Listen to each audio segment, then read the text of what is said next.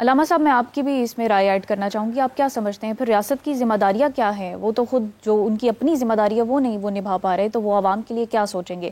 ایک اور ادھر میں پہلو ایڈ کرنا چاہوں گی کہ یہ ایک بڑا کانسیپٹ سمجھا جاتا ہے کہ جو دینی تعلیم ہے اگر اس کو پراپر طریقے سے پھیلانا ہے، اس کو شعور کا ذریعہ بنانا ہے، تو کو ایجوکیشن سسٹم جو ہے اس کو ختم کرنا ہوگا. کیا سمجھتے ہیں آپ؟ اب دیکھیں جو پہلا آپ کا سوال ہے وہ اسلامی جمہوریہ کے حوالے سے، اس میں یہ ہے کہ خیر اسلام کی تو بات ٹھیک ہے، لیکن اگر جمہوریت وہی ڈیموکریسی اور یہ دونوں کو آپ ملائیں گے، یہ ترکیب بھی جو ہے اسلام کے خلاف جائے گی. ہاں اسلام یہ کہتا ہے وَشَاوِرْهُمْ فِي الْأَمْرِ کہ کوئی بھی آپ کام کریں تو اس میں مشاورت ہونی چاہیے، شورا ہونی چاہیے. لیکن جو ہمیں معیار یہ نہیں دیتا کہ آپ پرچیوں کو گنیں، نہیں وہ کہتے پرچی کو تولیں. اچھا، جو پرچی ڈال رہا ہے اس کی اپنی اہمیت کیا ہے، اور اسی لیے جس کی طرف انہوں نے اشارہ حافظ صاحب نے بہت اچھا کیا ہے، بلکہ جو اصل اسلامی نظام حکومت ہے، جب کسی کو گورنر نامزد کیا جاتا تھا، وہ گورنر ہی مساجد میں اگر خطبے دیتا تھا. اب اگر عوام نے یہ ظاہر کرنا ہوتا کہ ہم اسے قبول نہیں کر رہے تو وہ اس کے پیچھے نماز جمعہ نہیں پڑھتے تھے. جیسے باقاعدہ خطوط ملتے ہیں کہ جب لوگوں نے امام حسین علیہ السلام کو خط لکھے تھے، انہوں نے کہا جی یہ جو یہاں کا گورنر ہے نعمان بن بشیر، ہم نے اس کے پیچھے جمعے پڑھنے چھوڑ دیے ہیں. یعنی اس بات کا اشارہ تھا کہ ہم اسے ناپسند کر رہے ہیں. تو در حقیقت وہ تو جو اسلامی جمہوریہ کا یہ ایک ترکیب ہی ہے، اس میں بھی ہمیں اصلاح کی ضرورت ہوتی ہے. اب دیکھیے ریاست کی تو ذمہ داریاں بہت سی ہیں، ان میں سے ایک علم ہے. اب علم کے لیے بھی یہ ہے کہ ہر سطح پر مکمل طور پہ یہ ریاست کی ذمہ داری ہے کہ وہ لوگوں کو ایجوکیٹ کرے. یعنی کیا مطلب؟ انہیں آگہی دے، انہیں شعور دے کہ انہوں نے معاشرے کا ایک مفید شہری کیسے بننا ہے. لیکن یہ المیہ ہے کہ ہم علم آگہی کے لیے لیکن اس کے لیے تو ریاست نے ایک ڈپارٹمنٹ بنا دیا نا علماء کرام کا، کہ یہ ان کی ذمہ داری ہے. اب دیکھیے اب وہ جو آپ نے اشارہ بھی کر دے کہ ڈپارٹمنٹ بنا دیا ہے، اب اس میں بھی کیا حکومت یہ تولتی ہے کہ وہ کتنا اہل علم ہے، یہاں پہ ایکسپرٹ ہے، یا حکومت یہ دیکھتی ہے کہ ہماری پارٹی کا سپورٹر کتنا ہے؟ آپ دیکھتے ہیں یہاں پر تو چیئرمین کمیٹیوں کے تبدیل ہو جاتے ہیں جیسی پارٹیاں تبدیل ہوتی ہیں سیاسی. جی ٹھیک ہے. بلکہ اب آپ نے اشارہ کیا ہے تو رسول اللہ صلی اللہ علیہ وآلہ وسلم کی حدیث ہے کہ اگر میری امت کے دو طبقے ٹھیک ہو جائے ساری امت صحیح ہو جائے گی، ایک عمرا دوسرے علماء. اور ہمارے ہاں افسوس کے ساتھ کہنا پڑ رہا ہے یہاں پہ عمراء کو بھی اصلاح کی ضرورت ہے، علماء کو بھی اصلاح کی ضرورت ہے. کیسے؟ پھر آگے رسول اللہ صلی اللہ علیہ وآلہ وسلم سے پوچھا گیا تو ہمیں کیسے پتا چلے یہ جو امیر ہے یہ حاکم اچھا ہے، اور کیسے پتا چلے یہ عالم اچھا ہے؟ آپ نے فرمایا سنو کہ اگر تم دیکھو کہ کوئی عالم کسی حاکم کے دروازے پہ جھکا ہوا ہے اس سے دوری اختیار کر لو، اور اگر کسی حاکم کو دیکھو وہ خود چل کے عالم کے دروازے پہ جھکا ہوا اس کے قریب ہو جاؤ. اس کا مطلب یہ ہے کہ وہ جو حاکم عالم کے دروازے پہ آ رہا ہے اسے آگے ہی اسے علم چاہیے، اور وہ جو عالم حاکم کے دروازے پہ جھکا ہوا اسے دنیا چاہیے. اور اسی کی طرف حضرت عیسیٰ علیہ السلام نے بھی اشارہ فرمایا تھا اپنے حواریوں کو. انہوں نے فرمایا کہ دین کی ایک بیماری ہے، اور وہ کیا ہے؟ وہ دینار ہے روایت کے مطابق، یعنی روپیہ ہے، پیسہ ہے. اور آپ نے فرمایا جو دین کا طبیب ہے وہ عالم ہے. یعنی بیماری کیا ہے؟ روپیہ پیسہ ہے، اور اس کا طبیب ڈاکٹر کون ہے؟ عالم ہے. حضرت عیسیٰ علیہ السلام اپنے حواریوں کو کہتے ہیں اور اگر تم دیکھو جو طبیب ہے ڈاکٹر ہے وہی خود بیماری کو اپنی طرف کھینچ رہا ہے، دنیا کے اوپر جھکا پڑا ہے، تو تم اس سے دور ہو جاؤ. پروفیسر صاحب آج کے دور میں یہی ہو رہا ہے، عالم حاکموں کے آگے جھکے ہوئے ہیں؟ جی بالکل.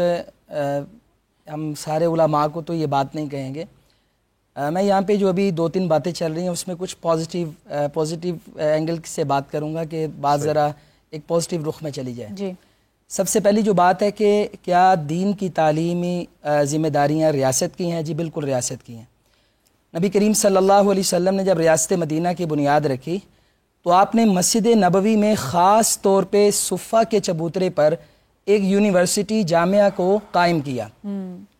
آپ علیہ الصلاۃ والسلام جہاں پہ ایک جنرل تعلیم کا ممبر پہ بیٹھ کے پرچار کرتے تھے، وہاں پہ نمازیوں میں مرد حضرات بھی تھے اور پیچھے خواتین بھی ہوتی تھیں، لیکن آپ خاص طور پہ اصحاب صفہ کو تعلیم دیا کرتے تھے. اور ان کی حالت کیا تھی؟ پتوں پہ گزارا کرتے اور کھجوروں پہ جو لوگ صدقہ وغیرہ کی وہاں پہ رکھ جاتے اس پہ گزارا کرتے، اور وہ دن رات وہاں پر بیٹھ کے تعلیم حاصل کرتے. تو یہ وقت کے حاکم کی ذمہ داری ہے کہ وہ ایسا نظام تعلیم مرتب کرے. جیسے حافظ صاحب نے ایک بات کہی اس کو بھی میں ساتھ اٹیچ کرتا ہوں کہ دینی تعلیم اور دنیاوی تعلیم میں شریعت نے فرق نہیں کیا. تمام لوگ طبیب ہیں، ڈاکٹر ہیں، انجینئر ہیں، کوئی اسکالر ہے، کوئی بزنس مین، تاجر ہے، تو وہ دینی تعلیم تو مسٹ لازمی حاصل کرے، اس کے بعد وہ اپنی فیلڈ میں چلا جائے۔ حضرت عبد الرحمن بن عوف رضی اللہ تعالیٰ عنہ بہترین تاجر تھے، اسی یونیورسٹی نے، صفا کے چبوترے نے دنیا کو بڑے بڑے حکمران دیے کہ جنہوں نے کیسر و کسرا کو ہلا کے رکھا، تاریخ بدل کے رکھ دی۔ اور نبی صلی اللہ علیہ وسلم نے اپنے ہی صحابہ کو، حضرت معاذ بن جبل اور ابو موسیٰ اشعری رضی اللہ عنہما کو، یمن جب فتح ہوا تو اس کے 2 گورنر مقرر کیے، 2 صوبے بنائے، بالائی اور زیری۔ تو علماء کا انتخاب کیا، اپنے تربیت یافتہ لوگوں کو آگے بھیجا۔ تو ہمارا جو یہاں پہ گیپ ہے نا سیاستدانوں کا، جو ہم کہتے ہیں بھی جاہل ہیں، قل اللہ بھی پڑھنی نہیں آتی، کلمہ بھی پڑھنا نہیں آتا، ہمیں پیچھے ایک بہت محنت کرنا ہے۔ یہ جو گیپ کے آپ بات کریں پروفیسر صاحب جی، آج دنیوی تعلیم جو ہے وہ اس لیے بھی سکسیسفل ہے کیونکہ وہ جدید ٹرینڈز کے مطابق ہے، اور دینی تعلیم جو ہے وہ اس گیپ کا شکار ہو گئی۔ یہاں پر ایک کالر کو بھی ایڈ کریں گے، ان کا سوال رکھیں گے۔ جی السلام علیکم، کون ہے، کہاں سے ہیں؟ وعلیکم السلام جی، عبید الرحمان سلیمانی ابتبار سے بات کر رہے ہیں۔ جی عبید صاحب، اچھا، علم کے حوالے سے بات چیت کی جا رہی ہے، تو میں یہ جاننا چاہوں گا خواتین کے لیے کتنا علم حاصل کرنا ضروری ہے، اور خاص کر کے دیہاتوں کے اندر جس طرح کالجز، یونیورسٹی، ہائی اسکول نہیں ہوتے تو ان کو اپنے شہر سے دوسرے شہر باہر جانا پڑتا ہے، کیا خواتین اس طرح باہر سفر کر سکتی ہیں ان کے ساتھ کوئی مرد اگر نہ ہو تو؟ جی شکریہ عبید الرحمان۔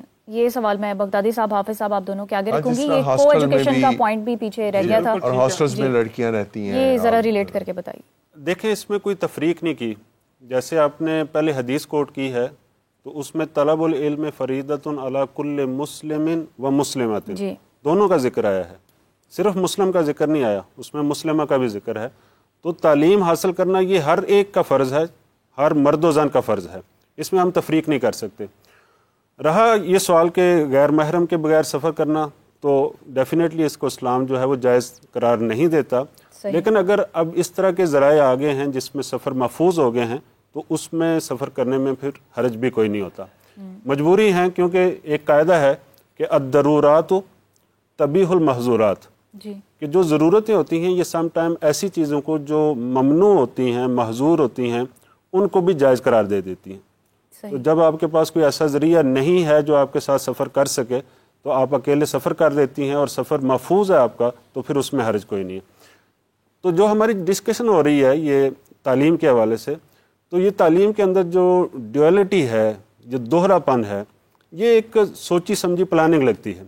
اور پلاننگ یہ ہے کہ مثلاً جو دینیات کا علم حاصل کرنے والے ہیں، درس نظامی اس کو کہہ لیں، دین کا علم کہہ لیں، علماء کہہ لیں، ان کو ایک خاص پیرائے میں انہوں نے بند کر دیا ہے، اور وہ یعنی صرف دین کا علم حاصل کرتے رہے، اور اس کے اندر جو نصاب چل رہا ہے وہ بھی صدیوں پرانا نصاب چل رہا ہے، اس میں بھی ڈیولپمنٹ نہیں ہوئی۔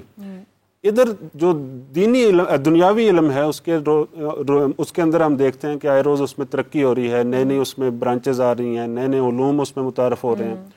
اب مسئلہ یہ ہو گیا ہے کہ جو دین کا علم پڑھنے والے ہیں وہ عصری علوم پر ان کی نظر نہیں ہوتی، صحیح، اور جو عصری علوم پڑھنے والے ہیں وہ پھر ان کا علمی آپ خود بیان کر رہے ہیں کہ ان کو مطلب سورت تک پڑھنا نہیں آتی، اور بسم اللہ تک صحیح پراپر ادا نہیں کر سکتے، تعوذ اور تسمیہ پراپر ادا نہیں کر سکتے۔ تو یہ دوری جو ہے وہ سوچی سمجھی پلاننگ کے تحت ہو رہی ہے، لیکن بحمدہ تعالیٰ اب ایسے ادارے مارز وجود میں آ رہے ہیں کہ جن کے اندر دینی تعلیم اور دنیاوی تعلیم کو جمع کیا جا رہا ہے۔ حسین اور جدید کا حسین امتزاج ہے ان کے اندر، قدیم اور جدید کا۔ تو جہاں وہ یعنی قدیم کتابیں پڑھ رہے ہیں دین کی، وہیں وہ جدید علم بھی حاصل کر رہے ہیں، اس میں کمپیوٹر ہے، انگلش ہے، باقی زبانیں ہیں، وہ بھی علم حاصل کر رہے ہیں۔ تو ہم اس سے امید کرتے ہیں کہ ان فیوچر جو ہے اس پود سے جو ہمارے اسکالرز نکلیں گے وہ دین اور دنیا دونوں کے جامع ہوں گے۔ جدت کی ذمہ داری کیا علماء کرام پر نہیں ہے؟